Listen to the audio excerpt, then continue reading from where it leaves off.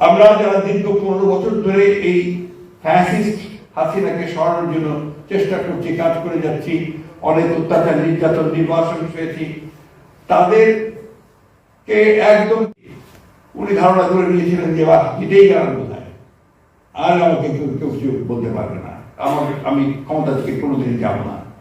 কিন্তু তারেক রহমান সেই মুহূর্তে এই ইয়াংদের সঙ্গে যোগাযোগ স্থাপন করেছেন, তাদেরকে সবসময় পরামর্শ দিয়েছেন, কথা শুনেছেন, কি করা দরকার সেই কাজগুলো করেছেন। আমরাও তাদের সঙ্গে সেই কাজগুলো করার চেষ্টা করছি।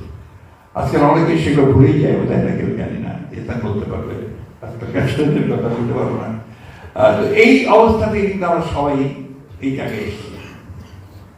আজকে এখন এই মুহূর্তে তারেক রহমান সাহেবের প্রত্যেকটি বক্তব্য আপনারা লক্ষ্য করেন, প্রতিটি বক্তব্য হচ্ছে গঠনমূলক, কনস্ট্রাকটিভ, কোনো বিভক্তি সৃষ্টি করা নয়, কোনো অস্থিরতা সৃষ্টি করা নয়, নতুন কোনো ইস্যু তৈরি করে ক্রাইসিস সৃষ্টি করা নয়, একটা ইউনিটি, গোটা জাতির একটা ঐক্য সৃষ্টি করে গণতন্ত্রে যাওয়ার পথকে সুগম করার কথা তিনি বলছেন প্রতি মুহূর্তে, প্রতিদিন, সপ্তাহে।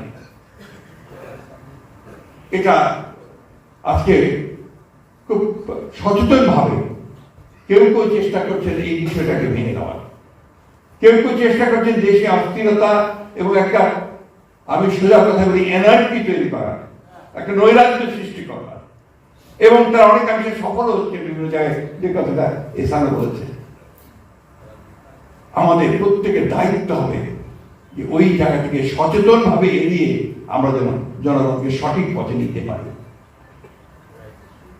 আমি গতকাল যে খুলনায় যে ঘটনা ঘটেছে, আমি অত্যন্ত দুঃখজনক ঘটনা, আমি নিন্দা জানাই, এবং সেই সঙ্গে এটাও আমি প্রত্যাশা করি যে সুষ্ঠু তদন্ত করে দেখা দরকার যে কারা এগুলো ঘটিয়েছে। এই বিষয়টা অবশ্যই হওয়া দরকার, কারণ আমরা যেন দেখছি সোশ্যাল মিডিয়াতে পরের দিকে এসছে যে শুরুটা কাকে দিয়ে হলো। গণতন্ত্রের কথা বলবেন, অথচ আমার মত প্রচার করতে গেলে আপনি সেখানে আটকাবেন।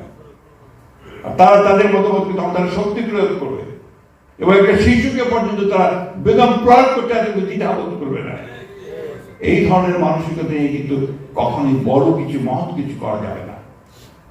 যারা তারেক রহমান সাহেব আমাদের নেতা, আমাদের আশা এবং এখনকার দিনে আমাদের ভরসা, আমরা সবাই অপেক্ষা করছি সেই মুহূর্তটার জন্য। আমার মনে পড়ছে একটি কথা, যে কথাটা বাংলাদেশ আরেকবার এইরকমই মানুষ অপেক্ষা করেছিল একজন নেতার জন্য। শেখ মুজিবুর রহমানের জন্য অপেক্ষা করেছিল 10ই জানুয়ারি তিনি যখন নামলেন তার আগের মুহূর্তে। আমরা কোনোদিন আওয়ামী লীগ করিনি, আওয়ামী লীগের মতকেও বিশ্বাস করি নাই, যুদ্ধ করেছি, কিন্তু তার উপর আস্থা ছিল না আমাদের। আমরাও সেদিন এই রেসপন্স মডেল এসে হাজির হয়েছি। আমাদের মধ্যে এই আশা ছিল যে তিনি আসলে দেশের বোধহয় সমস্যাগুলো কেটে যাবে এবং হবে, কিন্তু দুর্ভাগ্য আমাদের সেটা তো হয়নি, সেটা আরো ভয়ঙ্কর ভাবে একদলীয় শাসন ব্যবস্থায় চলে গেছে।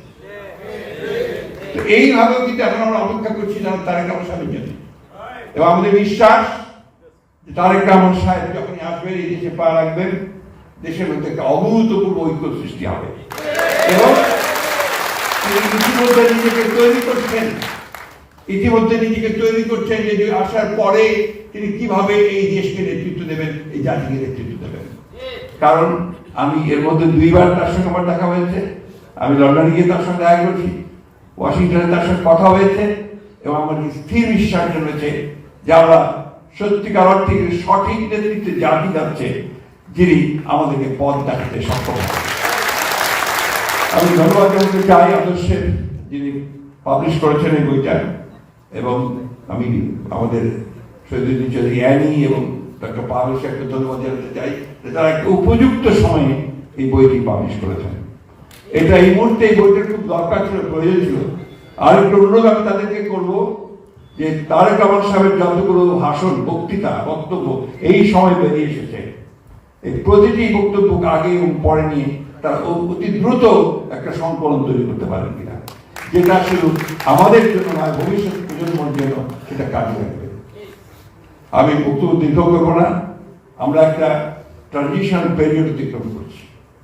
এই ট্রানজিশন পিরিয়ড অতিক্রম করতে আমার মাঝে মাঝে খুব কষ্ট হয়, মাঝে মাঝে বলেই ফেলি যে ভেবেছিলাম হাসিনা পালিয়ে গেল, চলে গেল, এখন বোধহয় একটু শান্তিতে ঘুমাবো, শান্তিতে থাকবো, আর ঝগড়াঝাটি করতে হবে না, কথাও কারোর বিরুদ্ধে কিছু বলতে হবে না।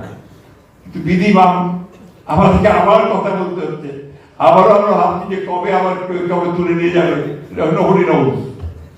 কিন্তু এইবার আমার বিশ্বাস যে আমাদের ইয়াং জেনারেশন যেভাবে এগিয়ে এসছে, আমাদের ছাত্রদল যেভাবে এগিয়ে এসছে, আমাদের বিভিন্ন স্তরের নেতারা যেভাবে এগিয়ে আসছে, তাতে করে এই ঐক্য আরো সুদৃঢ় হবে এবং এখানে কেউই আমাদেরকে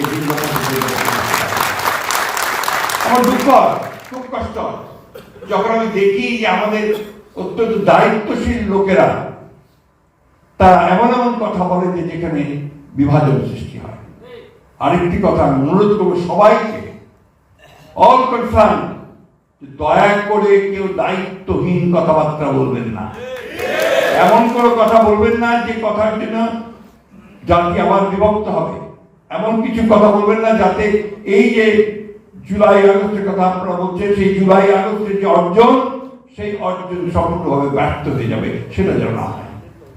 আমার দুঃখ হয় যখন আমি দেখি যে অত্যন্ত দায়িত্বশীল লোকেরা দায়িত্বশীল পদে থেকে এমন এমন কথা বলেন যে কথাগুলো আবার আমাদেরকে বিভক্তির দিকে নিয়ে যায়।